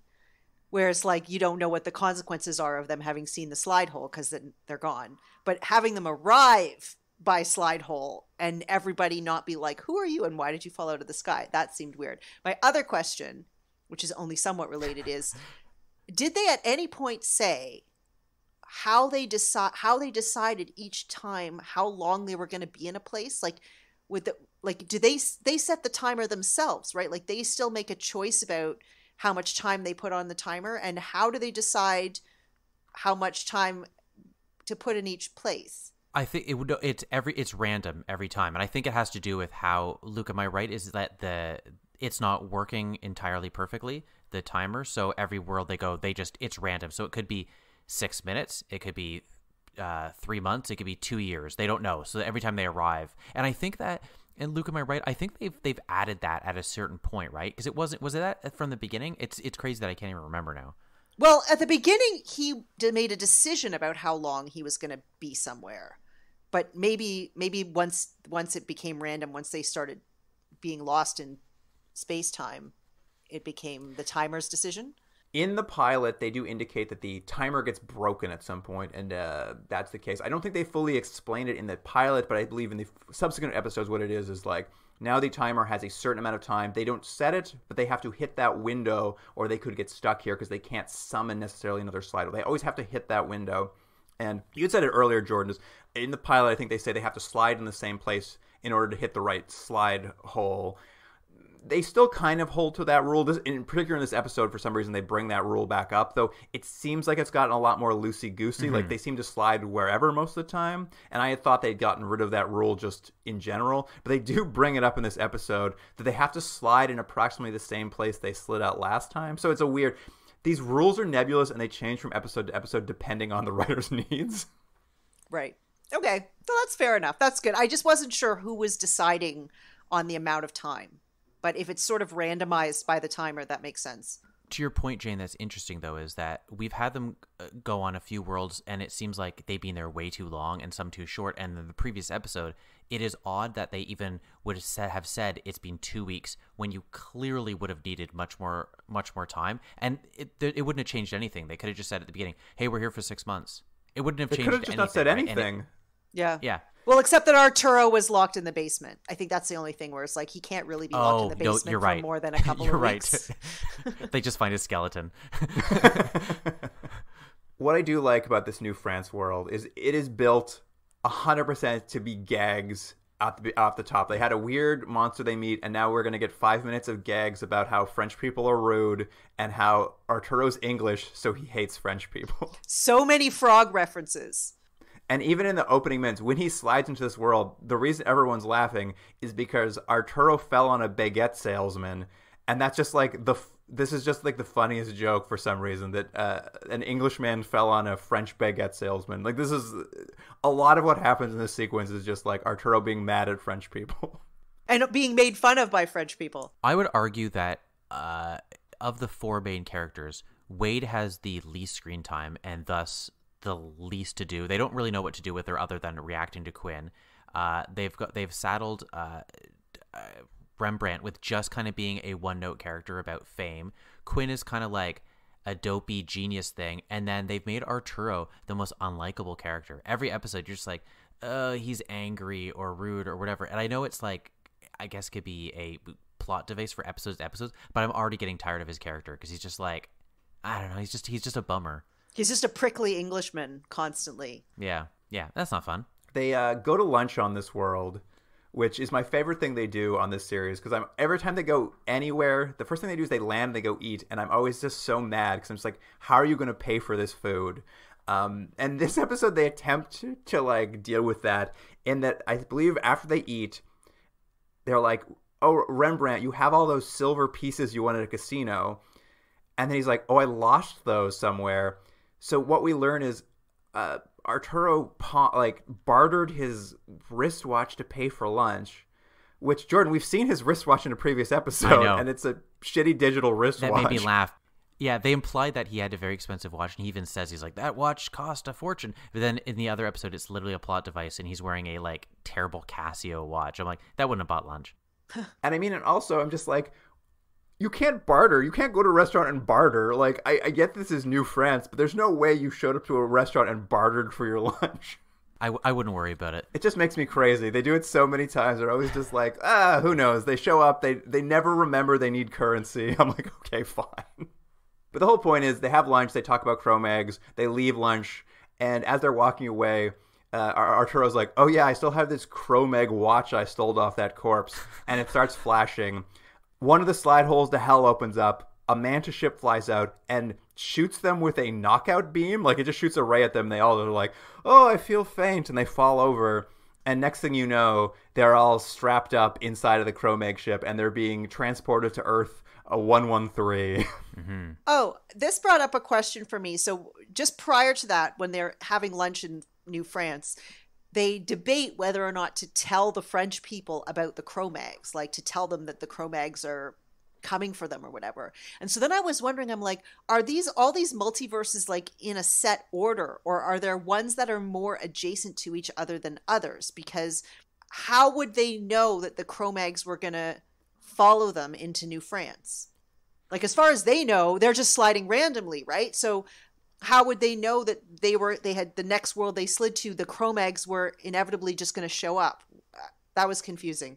I think they just mean that the Cro-Mags are eventually going to conquer all worlds. That's what they're discussing. Oh, okay, I see. That they need to they basically are thinking, do we need to warn every single world we slide to about Cro-Mags? Okay, that makes sense. You do bring up a good point. Like, when that watch started going off and like the slide hole opened and the thing flew in, I was just like, well, you've just killed New France. Good job, sliders. You really fucked them. Yeah, and it's like, you didn't think that maybe that device that was theirs could be tracked in some way? Like, what are you going to do? Just wander around from universe to universe with it and hope that nobody catches you? It doesn't make a lot of sense. Come on, people. It's been 18 months. Figure it out. They don't learn anything in 18 months.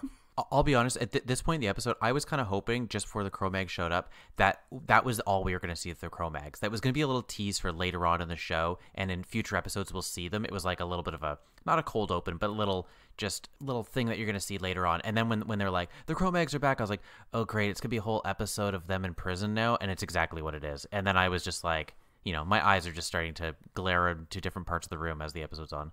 Yeah, and it was also so tonally different. Like, this was the other thing, is like, Like the Cro-Mag storyline is pretty dark and serious compared to this New France gag, bucket of gags or whatever. So bucket of gags. That's the great term. Yeah, for so it definitely felt like there was some problems going on there. Yes, they're transported to Earth 113. It's a barren Earth the Cro-Mags have discovered they basically use as a base. And a lot of stuff is told to them because, as we've said, the Cro-Mags don't speak. They're telepathic. For some reason, probably because it's a TV show, that if you're going to have a villain who doesn't talk, you're in trouble. And you can't just have him talking into the mind of your lead characters. The Cro-Mags have a slave named Mary, and they'll essentially talk through Mary. Mary basically explains everything we need to know, and the Cro-Mags sort of talk through her. And basically what they're going to come to discover is that the Cro-Mags, in their variation, here's how the Cro-Mags describe themselves anyway, is they're a benevolent race. They go to these new worlds. They bring peace and technology. They'll settle petty squabbles on these worlds. They're able to bring technology that worlds would never have on their own. And basically, in return, they basically just have to be subservient. Like Homo sapiens should be subservient to their superior culture, the Cro-Mag superior culture, and they bring peace and stability to these worlds. That's how Cro-Mags see it. Which I was watching, I'm just like, is this a metaphor for American foreign policy? I mean, I don't think Sliders is that smart, so no. But I'm just like, that's what you're describing. Well, it was a really thinly veiled idea because they're also eating people's eyes. So I'm like, how can you be bringing peace and stability and then also eating everybody's eyes at the same time? It doesn't really make any sense to me. Well, it's so weird. They keep implying that they eat eyes and maybe they use humans as meat, but we only really see it at one point. We see another prisoner and he's got no eyeballs. Yeah. But there's no point where it feels like the Cro-Mags are going to ever eat the Sliders' eyes. It doesn't feel like it's a major part of their it doesn't feel like the Cro-Mags eat that many eyes. Just every once in a while. What you're saying is they don't have to eat eyes. No, it's a delicacy. They just occasionally make soup. It's a delicacy. That's what I figured. Yeah. At any rate, they're in this prison because the Cro-Mags have never encountered Homo sapiens who slide before, and it concerns them. They're very worried about maybe the Sliders are some sort of advanced scouts from a competing sliding army or something. So they're trying to get the Sliders to give up the location of their Earth so that they can check it out and see if what they're saying is true. There's no real, that there's nothing to worry about. But of course, as we know, the Sliders don't know how to get home, so this is a real problem. And most of the episode is spent, basically each Slider will get their own separate interrogation, and they'll all end in kind of the same note because they don't really know anything about where they are or where they're going. So what we kind of see is Rembrandt meets his dad, but it turns out it's a double of his dad who gives it away by saying he has a sister, and so Rembrandt's not fooled and doesn't give any information up. We see Arturo coming back from an interrogation where they've offered him great rewards to tell him where their Earth is. And when he gets back, he's discussing it with Rembrandt in his cell. And then Rembrandt walks in and he realizes that it was all a hallucination. The Cro-Mags are able to force fake images into his mind of other people, and they were hoping that Arturo would slip up. I guess that's the idea there. And I believe Wade is strapped to a chair and subjected to a laser light show where they just keep asking her where her Earth is. Again, a lot of this seemed to be, there was some interesting ideas here, but it was I don't know if it was they didn't have enough time to tell the episode they wanted, or they just had too much to get to. But this whole idea of the technology they have and how they can kind of turn each other against each other or make people say things they don't want. There's kind of an interesting episode there, but maybe there's just not enough time. I don't know. It just felt like I was like, oh, okay, quick. They're like, hey, they made Arturo say something. Anyways, onto this thing and onto the next thing. I was like, okay, what is this episode about?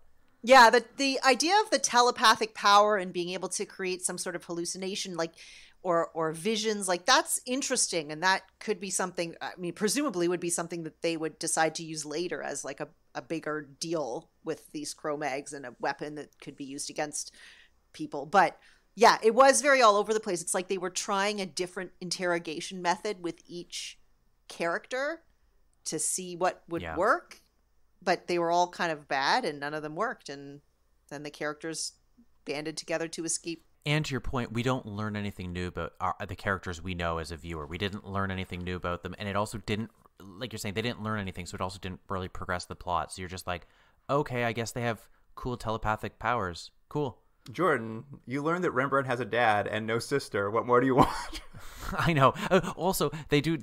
If they have telepathic abilities, I'm assuming they can do some sort of mind reading. They do a terrible job of. They just guess. They're like, I'm gonna guess he has a sister. My assumption was in that scenario, I assumed they just went to a random Earth, snagged a Rembrandt dad, brought him back and said, pretend you're this guy's dad. And he just didn't know anything. He's just like, yeah, hi, guy. I don't know. You mean your sister on another Earth. Yeah, that's what I thought, too, is that he was dad from another dimension. But I think this is the issue, is that they're very ill-defined what their powers are. And also, like, weirdly overpowered. So it's just hard to tell even, like, what's real and what's not when you get to the point where it's just like, they can force images into your mind now. And just like, so what is, like, what's true and what's not? yeah. Quinn's interrogation is a little different, though. He's brought to a botanical garden by the slave Mary. And she tells him she's really into him. She's really into his defiance of the Cro-Mags. It's really awoken something in her. And she's worried they'll execute him when he can't tell them where his world is. So she slips Quinn a key card. And it's very funny. It's like a hotel key card. Yeah. Quinn's sent back to his cell, and he's just like, she gave me something. What do you think it is? I'm like, it's a key card. And he's like, I wonder if it's a key card. I'm like, it's definitely a key card, Quinn. Well, he is a dope. We've kind of learned that before, that he's a little bit slow in the intake. He uses it to open their cell. They get out. When they're leaving, that the prisoner with no eyes is like, he's really like judgy for some reason. So he's just like, I'm not letting you get out of here with your eyeballs. I lost mine. And so he yells for the guards and alarms start going off. Luke, do you think he just started this rumor about the no eyes? He doesn't have eyes. He's angry about it, and he's blaming it on the Cro-Mags, and it's just spread through worlds, and they don't actually eat eyeballs? It's all just this guy? Based on what I've seen, I haven't seen them eat an eyeball, so this could be just like a vicious rumor. Yeah, we haven't even really seen, aside from that one guy and the mental hospital escapees, we haven't seen any people that the Cro-Mags have conquered or attacked, have we? No. It was really driven home that like they eat eyes, but we see very little eye eating in this episode, so I don't know what to believe anymore. I just want to see one scene where two Cro-Mags are walking to the hall, and one's like, if I eat one more eyeball, I'm gonna puke, you know? Just popping them in their mouths as they walk. I did love this, and it's, no fault of the show. This happens when you do a big show like this. But the alarm goes off, and the sliders have to run. And we will see them run down the same hallway dozens and dozens and dozens of times. I was actually being like admiring the directorial choices of the number of ways that they shot this one hallway in the corner. Like from the bottom up, from the ceiling down, to the left, to the right, like run this way, run that way. And it was just, they just kept running and turning the corner and running and turning the same corner. It was awesome. It felt like very Star Trek, where they're just running in the same hallway. They're walking the same hallways over and over again. It was great. It was also very funny too, because it really highlighted how the show had we the audience had no like plot point. We had no plot points or no goals in mind. Like we didn't know what they wanted. We just knew they were running. And as they run up and down these hallways, at some point Quinn just stops and he finds two jumper cables. Like just two car jumper cables, and he just turns them around and plugs them in something else, and then something explodes. And they're like, what was that explosion? He's just like, Cro-Mag sliding equipment, I blew it up. Let's keep running. And I was just like, oh yeah, what is even supposed to be happening here? They're just running aimlessly down hallways. Yeah, they're just trying to mess up anything they can. They're just sabotaging and running. But I assumed that there was some kind of plan. So I sort of, not nodded off, but I zoned out in the scene in the greenhouse with Mary and Quinn. It went on for so long. They were just talking and talking and talking. And so then when they started running, I was like, oh, there must have been some kind of plan that I missed about, that he was supposed to meet Mary or whatever and had something in mind. That's what I thought. There's not.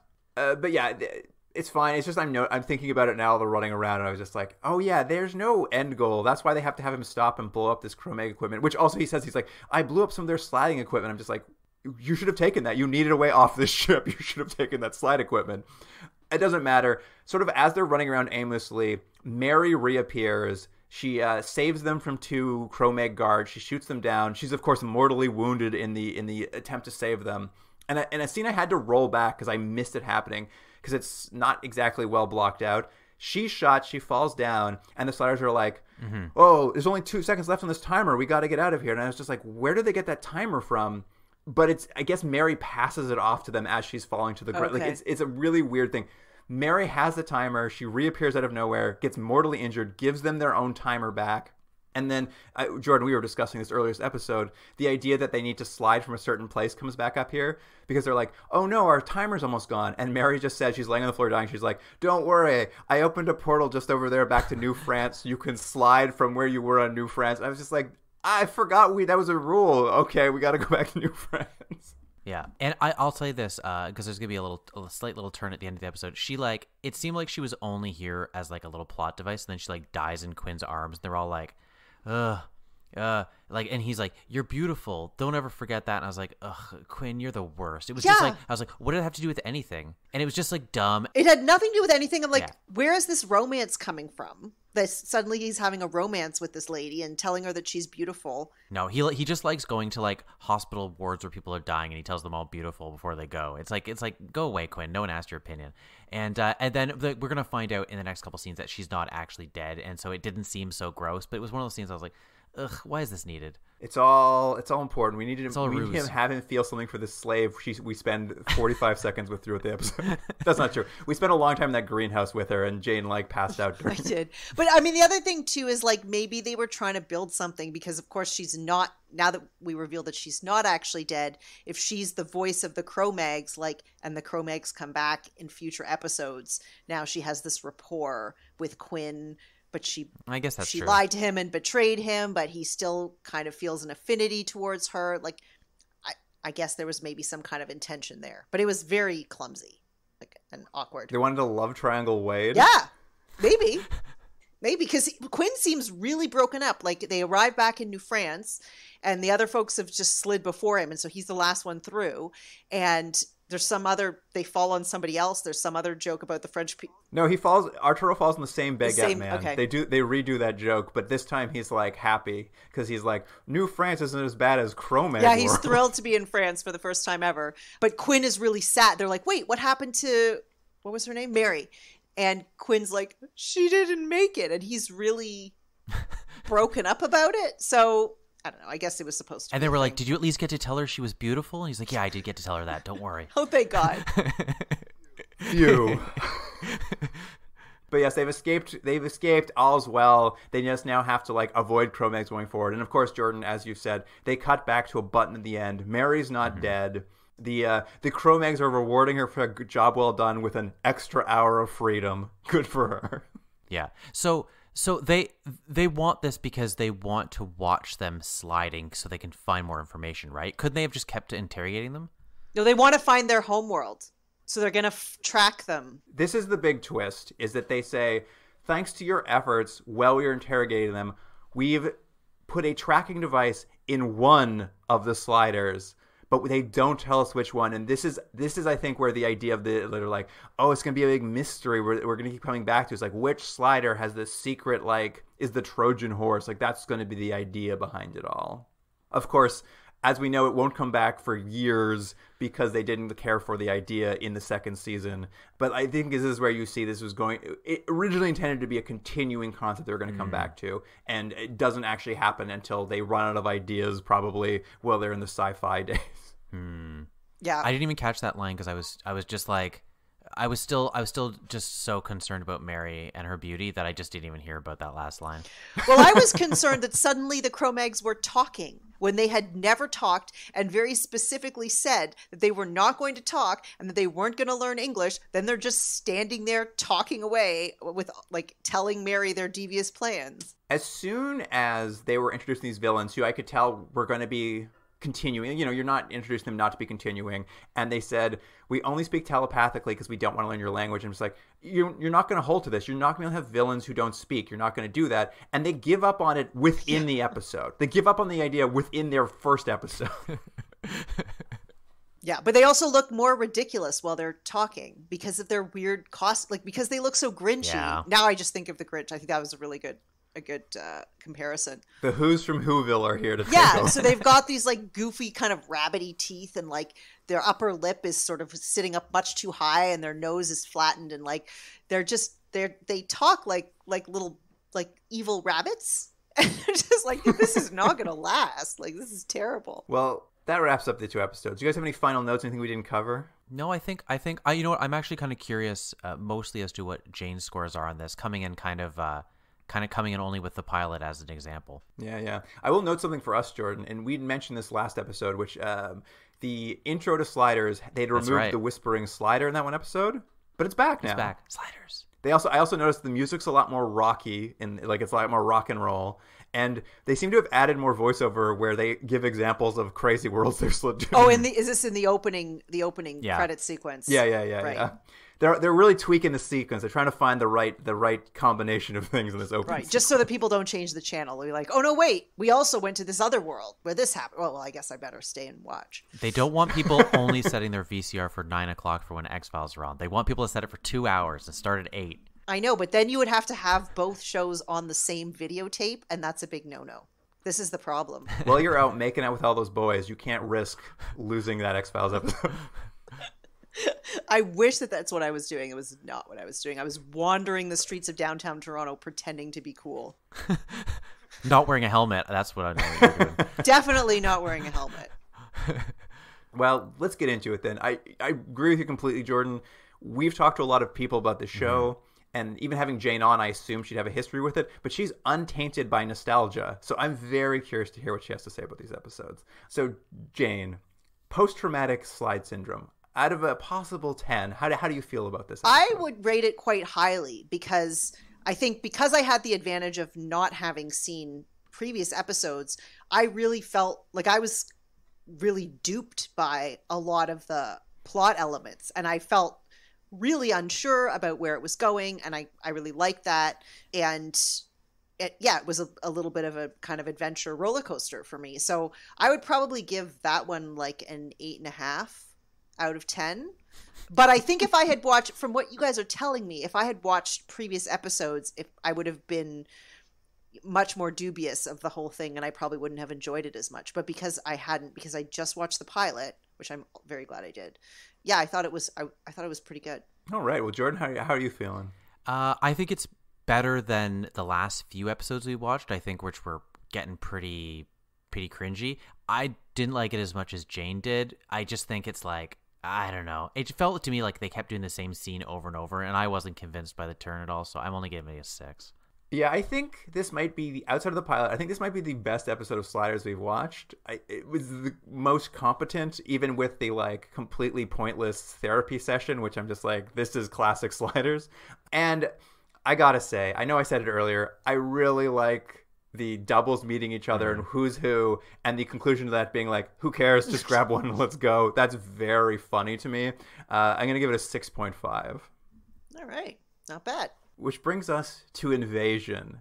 Jane, how are you feeling about Invasion? I felt like it was extremely uneven. I was like, is this a hard-hitting episode? Is this a joke about French people? Is this like what is happening? It could be both, Jane. We're on a ship. We're in prison. What's going on? I was bored for a bunch of it. The Cro-Mags were goofy looking.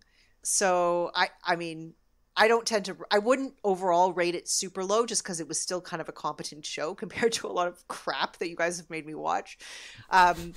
So I would probably give this one a 6, but that's relative to the previous 8.5. And like I said, the pilot being like a 9.5 out of 10, basically. Yeah, fair enough. The reason I'm giving it a 6 is just because I do feel like I still like the characters. I still find them mildly interesting. I still found some of the jokes kind of fun. And even though it was a bit uneven, it still felt cohesive. Like it wasn't a total disaster, I guess. Yeah, fair enough. What about you, Jordan? I'd agree it's not a total disaster, and I'm probably harder on it just because I've watched so many episodes, because I think you're pretty much right with everything you say. I just think, like, I don't know why this episode just was so boring, and it just felt like nothing was happening, and it was to no effect, and it's like, I don't know. I just didn't care about the Cro-Mags or any of the stuff, and it's just not the fun show I want. I want them to go to weird worlds where pants are shirts and red is blue and the sky is the water. That's what I want. And this was like watching Lon Chaney stare at them. So 4 to 10 for me. Yeah, I agree. I think this episode is really dependent on how much you felt like you wanted them to have a recurring villain. Yeah. I think it suffers from a lot of the Sliders problems that these episodes have. I think all the stuff with the Cro-Mags is prelude and setup with no real direction or plot. Like, even like as we were discussing, I realized, I'm like, there's nothing set up for how they're going to escape. It's just like, the hand of God comes and escapes for them, just so we can establish that like one of them has a timer, and like it's all prelude to set up for something later. And the funnest parts of the episode are like the 5 seconds they're in New France, because at least that's interesting. It's, yeah, I mean, it's par for the course with Sliders. I think it's maybe a little better than some episodes, but it's hard to say. It just feels like a very different show more than anything. It just feels like it's from a different show. I don't know how to, I'm also going to go 4, I think. I don't know how to feel about it. I'll say this, though. I really wish, and I know it's going to be a thing later, I don't want the Cro-Mags to come back. I really don't. And I think, Jane, you made an interesting point that, like, you were like, it's season 2, they should have a recurring villain. And I hadn't really thought about that, and maybe you're right. I just don't know if the Cro-Mags are that villain. I don't know if they are either, but I was surprised that this was our first view of any recurring villain. But I also, like, I'm very aware, you know, this happens a lot in television. I mean, maybe not anymore, but like it used to happen a lot in science fiction television. It happened on Star Trek several times where they decided that they were going to have a recurring villain, and they write the villain and they film the villain and they do the thing, and they do the episode, and it's terrible. And they're like, oh crap, this cannot be our returning villain. We have, like, Star Trek The Next Generation, the returning villain was the evil villain was supposed to be the Ferengi. And there's an episode really early on where they introduce the Ferengi. Yeah. And it's atrocious. Like, they're not threatening.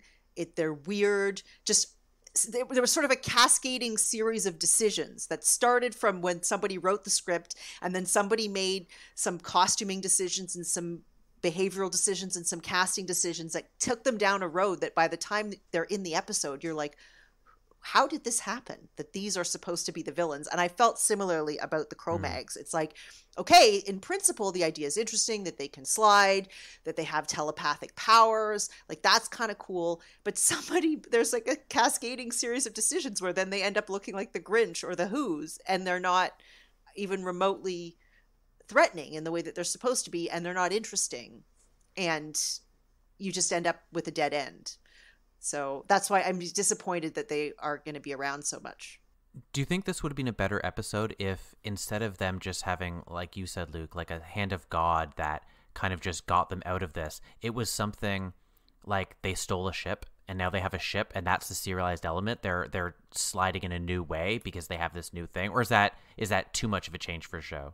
I mean, maybe. I don't know. I don't know what would have necessarily fixed it. I'm hearing you guys kind of come up with ideas, and off the top of my head, I think if you were like, we need a reoccurring villain to happen in Sliders, if this is what's happening behind the scenes, they're like trying to find that, you're missing the perfect opportunity. Is just have evil versions of them that are sliding through worlds, and they're bad people, and now they've run into the evil version, because that's what this whole show's about, is just like these 4 people sliding places. Just make 4 evil versions of them and have that be like, I would rather watch that. That's more interesting to me. Yeah, but then you're just stuck in the mirror universe tropes like constantly. Yeah, it's better than this though. Way better than this.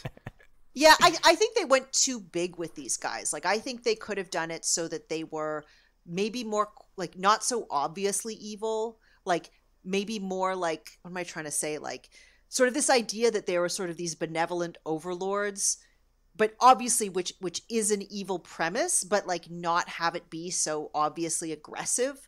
Make it seem like they actually, you know, because they are very intelligent and they are maybe they are peace loving. Maybe they're like the shapeshifters from Deep Space Nine, where they just want to create order, and as a result, they end up kind of destroying everybody, but it's not really as much of an intentional evil. Like, I think when you're going for a master villain in a series like that, you have to think a little bit bigger than, oh, they run around and they shoot you with laser guns. Like, you have to at this point. I think it could be the best of both worlds. I think it could be their doubles with Grinch faces. They come from Grinch World. That's right. Or hot dog fingers. That would be perfect.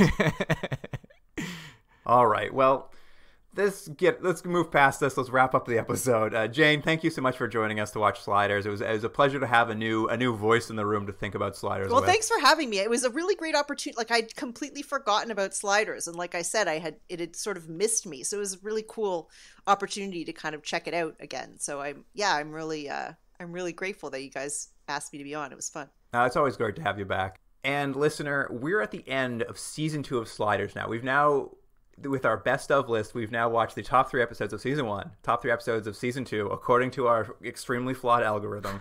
But what that means is we have bonus episodes for charity. So if somewhere in the mix of these first 2 seasons, there's an episode that you're like, oh, I really wish they would talk about this episode. It's something I want to hear, you want to hear about, that we should watch. Lord knows why you'd want that, but maybe you do. Bonus episodes for charity will let you do that. We've got a list of charities on our website, selected by past guests. You make a donation to one of those charities, and you can pick an episode we've skipped from Sliders, from First Wave, from any show we've watched where we haven't watched all the episodes, whether it's because they're the best ofs or because we've used the escape pod. You can find all the information about that at continuumdrag.podbean.com. Got it. There we go. Or on our social media, we've got links in our bios there. So be sure to check that out if you're interested in more Sliders or other material from us. And on Instagram and Twitter and Facebook, we're going to have clips from Sliders this week. You're going to see some Cro-Megs for sure.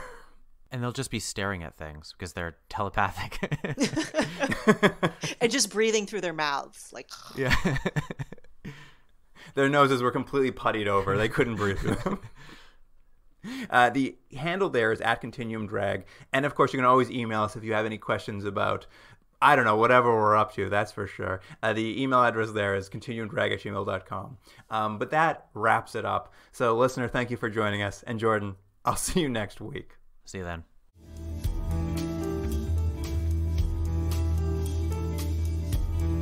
Continuum Drag is recorded in Toronto, Ontario, and Seoul, South Korea.